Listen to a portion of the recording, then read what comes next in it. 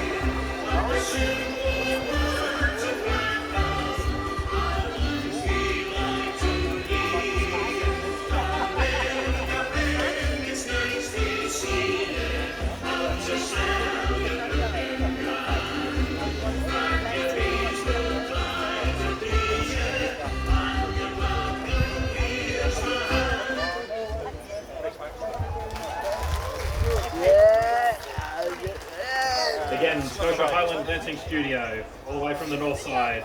The next dance is a recruiting dance where a young woman tries to persuade her sweetheart not to leave for the army barracks. And it's one of Highland Dancing's most romantic and heartfelt pieces. And this is Wilt Ya Go to the Barracks, Johnny. You'll see the dancers as they come on are wearing the Aboyne costume.